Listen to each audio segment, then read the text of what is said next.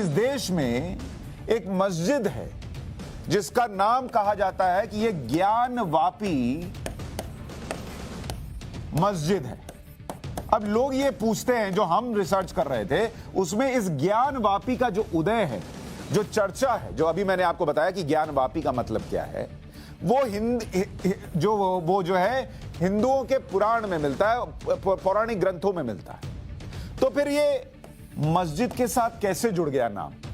पहला प्रश्न तो लोगों के मन में ये आएगा, क्योंकि वापी का मतलब होता है तालाब। ये जो आप ज्ञान वापी देख रहे हैं, इसमें दो हिस्से हैं। एक ज्ञान हो गया, ज्ञान के बारे में बताने की जरूरत नहीं है, और इस वापी का मतलब होता है तालाब, यानी ज्ञान का तालाब। ज्ञान का तालाब। काशी की 6 वापियों का जिक्र है, पुराणों में भी इसका जिक्र हुआ है। इसलिए मैंने कहा ना कि लोगों के मन में पहला प्रश्न आता है कि जिस चीज का जिक्र पुराणों में हो रहा है वो मस्जिद के नाम के साथ कैसे जुड़ गया। काशी में 6 वापियां पुराणों में जिक्र। कौन कौन सी वापी? ज्येष्ठा वापी, जो कहा जाता है कि काशीपुरा में थी, अब लुप्त हो गई। फिर है ज्ञान वापी, जो काशी विश्वनाथ मंदिर के उत्तर में है। करकोटक वापी, जो नागकुआं के नाम से प्रसिद्ध है। भद्रवापी, जो भद्रकूप मोहल्ले में है। शंखचूड़ा वापी, जो लुप्त हो गई। और सिद्ध वापी, जो बाबू बाजार में है और अब लुप्त हो गई है। ये 6 वापियां यानी तालाब, इनका जिक्र पुराणों में मिलता है। इन्हीं में से एक है ज्ञान वापी।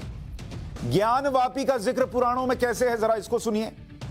18 पुराणों में एक लिंग पुराण में कहा गया है कि देवस्य दक्षिणी भागे वापी तिष्ठति शोभना तस्यास्त बोधकम पित्वा पुनर्जन्म ना विद्यते।